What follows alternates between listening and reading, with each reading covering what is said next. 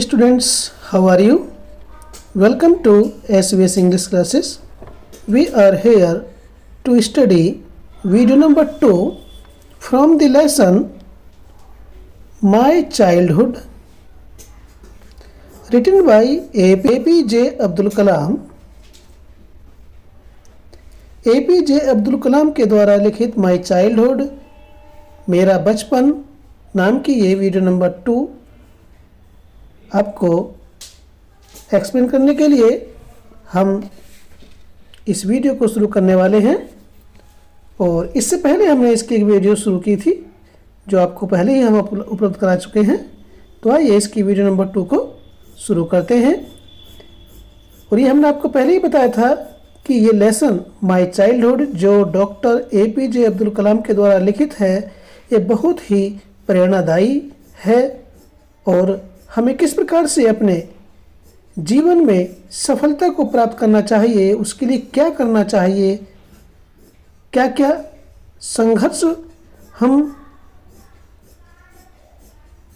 संघर्षों का सामना करेंगे और चुनौतियों का सामना करेंगे, समस्याओं का सामना करेंगे, ये सब कुछ हमें इस लेसन में डॉक्टर APJ अब्दुल कलाम ने बताया है। The Second World War broke out in 1939 when I was 8 years old.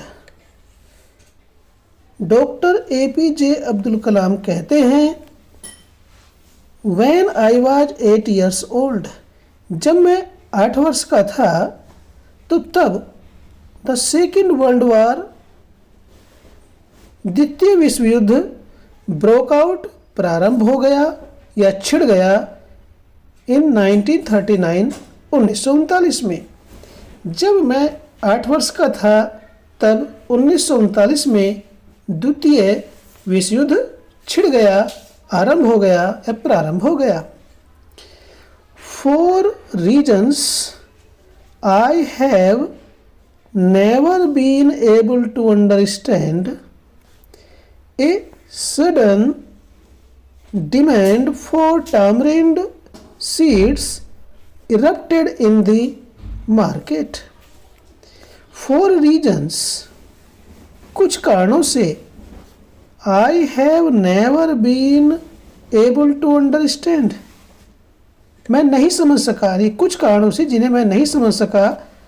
A sudden, एक अचानक, डिमांड, मांग, फॉर टैमरिड सीड्स, इमली के बीजों की, इरप्टेड, अचानक बढ़ गई, इन द मार्केट, बाजार में। यानी कुछ कारणों से जिन्हें मैं कभी नहीं समझ सका, मार्केट में, बाजार में इमली के बीजों की मांग अचानक बढ़ गई या मांग में अचानक उछाल आया।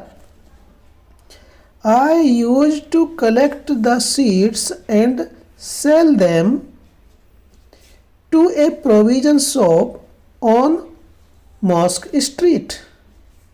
आगे APJ अब्दुल कलाम कहते हैं कि जब ऐसा उन्होंने सुना कि अचानक जो इमली के बीज हैं उन्हें मार्केट में उनकी आवश्यकता है, मांग है उनकी, तो APJ अब्दुल कलाम ने क्या किया, आई यूज टू कलेक्ट मीन्स एकत्रित करना, मैं एकत्रित किया करता था, संग्रह किया करता था, द सीड्स, बीजों को, एंड सेल, और बेच दिया करता था, देम, उनको, to a provision shop, provision shop कहते हैं परचून की दुकान, ऑन मॉस्क स्ट्रीट, यानी कि मस्जिद वाली गली में परचून की दुकान पर इमली के बीजों को इकट्ठा करके बेच दिया करता था। तो देखिए शुरू से ही किस प्रकार की मानसिकता, किस तरह के विचार डॉक्टर APJ अब्दुल कलाम के मन में थे कि वे परिश्रम से बिल्कुल भी पीछे नहीं हटते थे। उन्होंने इमली के बीजों को चुना, संग्रह किया और एक परचून की दुकान पर बेचा और धन प्राप्त किया। A day's collection would fetch me the princely sum of one anna. आगे एपीजे अब्दुल कलाम कहते हैं ए डेज कलेक्शन, एक दिन में जो भी इमली के बीज वो संग्रह करते थे, इकट्ठे करते थे, चुनते थे, वुड फैच मी, उनसे मुझे मिलते थे या मिल जाया करते थे। द प्रिंसली, अच्छी खासी, सम इस रकम, ऑफ वन आना, एक आने की, यानी दिन भर जितने भी बीज इकट्ठे करते थे एपीजे अब्दुल कलाम, उनसे एक आने की अच्छी खासी रकम मिल जाया करती थी। My brother in law Jalaluddin would tell me stories about the war which I would later attempt to trace in the headlines in Dinamani. My brother-in-law, APJ Abdul Kalam कहते हैं कि उनके जीजा, ब्रदर इन लॉ कहते हैं जीजा को, जलालुद्दीन, उनके जीजा जलालुद्दीन वुड टेल मी, उन्हें सुनाया करते थे, स्टोरीज, कहानियाँ, अबाउट दी वॉर, युद्ध के बारे में। यानी कि एपीजे अब्दुल कलाम के जीजा अब्दुल कलाम को युद्ध के बारे में कहानियाँ सुनाते थे या सुनाया करते थे। Which I would later attempt to trace in the headlines और इन दिनामणि, विच जिनको I would later, later means बाद में, अटेम्प्ट प्रयास करता था, प्रयास किया करता था, टू ट्रेस देखने का, ढूंढने का, इन द हेडलाइंस मुख्य समाचारों में, इन दिनामणि, दिनामणि नाम के समाचार पत्र में। यानी कि एपीजे अब्दुल कलाम कहते हैं कि उनके जीजा उन्हें युद्ध के बारे में कहानियाँ सुनाते थे और उन कहानियों को, उन समाचारों को वे बाद में दीनामणि नाम के समाचार पत्र के मुख्य समाचारों में ढूंढने का प्रयास किया करते थे। Our area being isolated was completely unaffected by the war. आगे अब्दुल कलाम कहते हैं आवर एरिया, हमारा क्षेत्र, बीइंग आइसोलेटेड का मीनिंग होता है अलग थलग पड़ा होने के कारण, अलग थलग होने के कारण हमारा क्षेत्र, हमारा इलाका जहाँ पर उनका जन्म हुआ था, वाज कंप्लीटली, पूर्ण रूप से, अनअफेक्टेड, अप्रभावित था, बाय द वॉर, युद्ध से। यानी कि जहाँ डॉक्टर एपीजे अब्दुल कलाम बचपन में रहते थे वह क्षेत्र अलग थलग होने के कारण युद्ध से पूर्ण रूप से अप्रभावित था, उसके ऊपर युद्ध का कोई प्रभाव नहीं दिखाई दिया।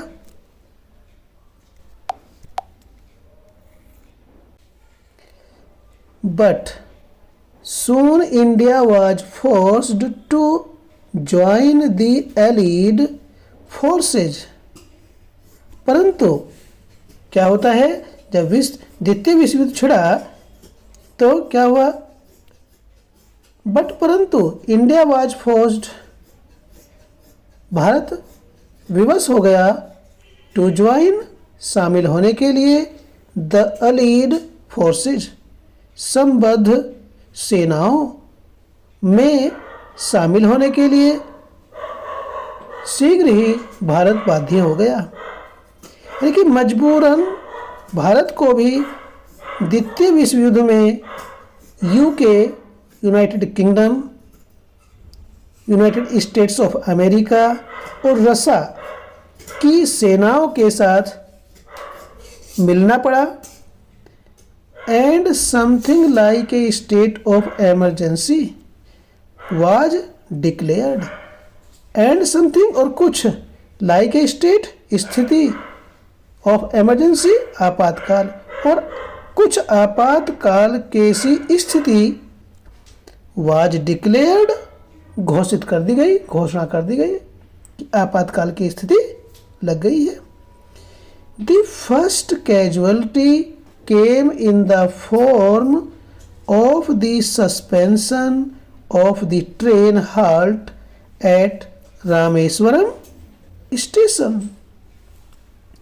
द फर्स्ट कैजुअलिटी, प्रथम हानि, केम आई इन द फॉर्म के रूप में ऑफ द सस्पेंशन, अस्थायी रोक, of the train halt, train के रुकने की अस्थायी रोक के बारे में, रोक यानी कि यहाँ नहीं रुकेगी, एट द रामेश्वरम स्टेशन।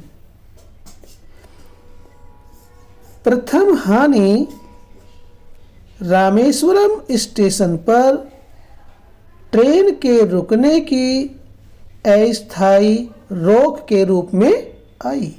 जब आपातकाल की स्थिति घोषित की गई तो ये निर्णय कर दिया गया कि रामेश्वरम स्टेशन पर अब गाड़ी को अस्थायी रूप से रोक दिया गया है, अर्थात रामेश्वरम स्टेशन पर अब गाड़ी नहीं रुका करेगी आपातकाल स्थिति के कारण। तो फिर क्या इसका बुरा प्रभाव पड़ता है? The newspapers now had to be bundled. अब क्या होता था, अब जो बालक एपीजे अब्दुल कलाम का चचेरा भाई था शमसुद्दीन, उस पर इसका क्या बुरा असर पड़ता है? तो क्या होता है, the newspaper now had to be bundled. अब अखबारों का बंडल बनाना पड़ता था।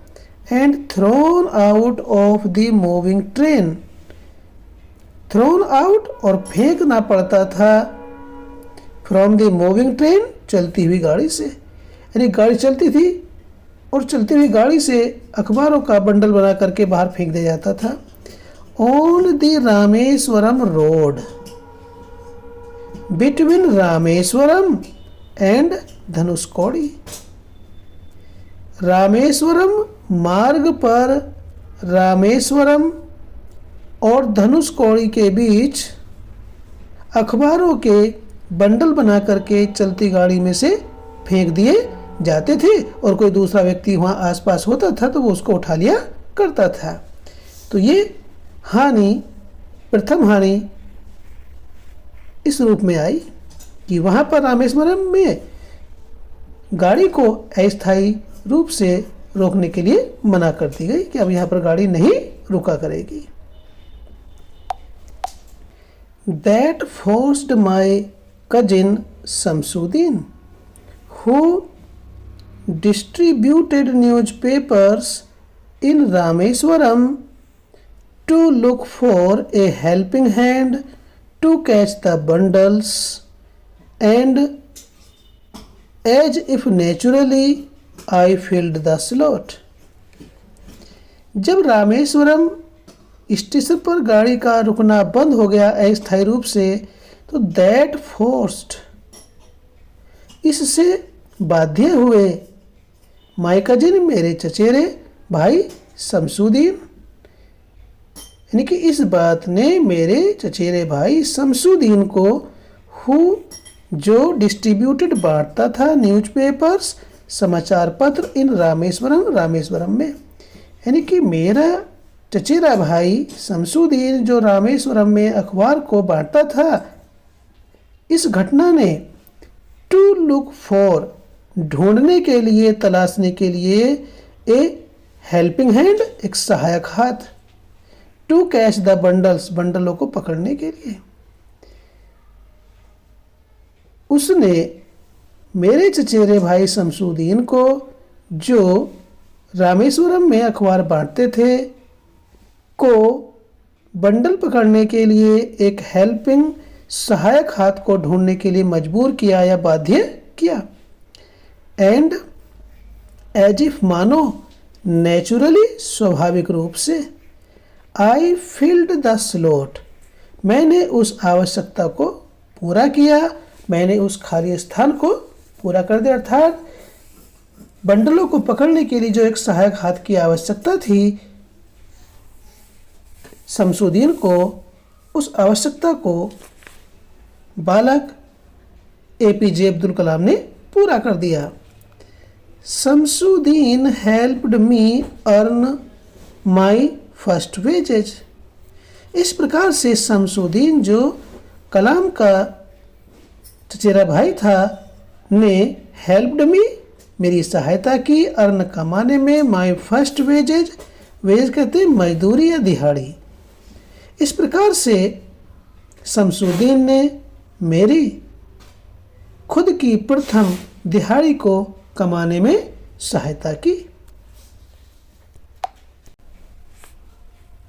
हाफ ए सेंचुरी लेटर, आधा शताब्दी के बाद, यानी कि लगभग 50 वर्ष के पश्चात, यानी जब बचपन में अब्दुल कलाम ने अपने चचेरे भाई के साथ जो अखबार पकड़ने का काम किया, तब से 50 वर्ष के पश्चात एपीजे अब्दुल कलाम ने ये अपनी आत्मकथा लिखी। उस आत्मकथा में वो कहते हैं कि लगभग 50 वर्ष के पश्चात I can still feel the surge of pride in earning my own money for the first time.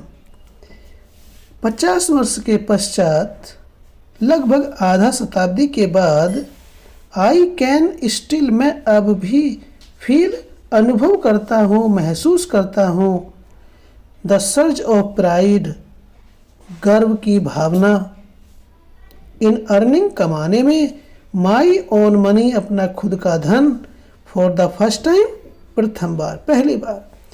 50 वर्ष के पश्चात, जब उन्होंने उस समय पर 50 साल पहले ये अपना पहला धन कमाया होगा मेहनत करके, तो तब उन्हें गर्व की अनुभूति हुई होगी।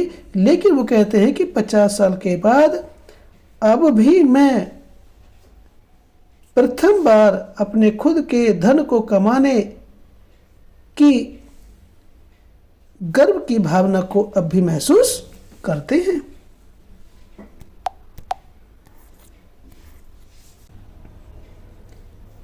Every child is born with some inherited characteristics into a specific socio-economic and emotional environment and trained in certain ways by figures of authority। आगे एपीजे अब्दुल कलाम कहते हैं अपनी आत्मकथा में हम सबको बताने का प्रयास करते हैं, एवरी चाइल्ड इज बोर्न, प्रत्येक बालक जन्म लेता है, पैदा होता है, with some inherited characteristics, inherited means पैतृक, कैरेक्टरिस्टिक्स गुण, कि प्रत्येक बच्चा कुछ पैतृक गुणों के साथ इनटू स्पेसिफिक, स्पेसिफिक कहते हैं विशिष्ट, विशेष, सोशियो इकोनॉमिक, सामाजिक, आर्थिक, एंड इमोशनल, और भावनात्मक, एनवायरनमेंट, वातावरण में। प्रत्येक बच्चा अपने पैतृक गुणों के साथ विशिष्ट आर्थिक, सामाजिक और भावनात्मक वातावरण में जन्म लेता है, पैदा होता है, एंड ट्रेंड, और प्रशिक्षित होता है, इन सर्टेन वेज, विशिष्ट तरीकों से, विशेष प्रकार के ढंग से, तरीकों से, बाय फिगर्स ऑफ ऑथोरिटी, समाज के विशेष लोगों के द्वारा उसे प्रशिक्षण मिलता है।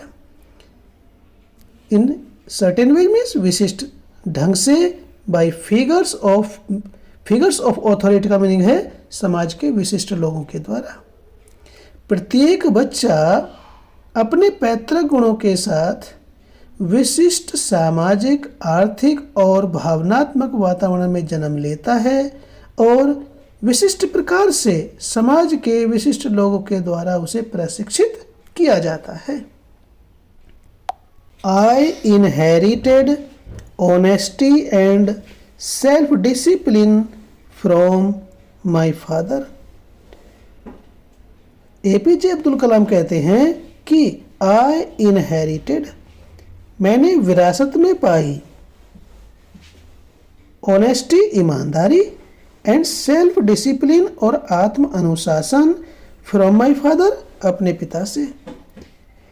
एपीजे अब्दुल कलाम कहते हैं कि मैंने ईमानदारी और आत्म अनुशासन को अपने पिता से विरासत में पाया। फ्रॉम माई मदर, और अपनी माता से। आई इनहेरिटेड, मैंने विरासत में प्राप्त किया। फेथ, विश्वास, इन गुडनेस, भलाई में, and deep kindness. Deep kindness means गहन दयालुता। मैंने अपने पिता से ईमानदारी और आत्म अनुशासन प्राप्त किया या विरासत में मुझे मिला, और माता से मुझे भलाई में विश्वास और गहन दयालुता मुझे विरासत में मिली। And so did my 3 brothers and sisters, और उसी प्रकार से, ठीक उसी प्रकार से मेरे 3 भाइयों बहनों ने भी ईमानदारी, आत्म अनुशासन, भलाई में विश्वास और गहन दयालुता विरासत में प्राप्त की। तो ये इस लेसन की दूसरी वीडियो हमने आपको हिंदी में एक्सप्लेन की। आशा करते हैं कि आपको अच्छी लगी होगी, आपकी समझ में आई होगी। और यदि आपको अच्छी लगी वास्तव में तो लाइक कीजिए, और चैनल पर पहली बार आए तो चैनल को सब्सक्राइब कीजिए। फिर मिलते हैं इसी लेसन की वीडियो नंबर 3 में। Till then take care, bye bye.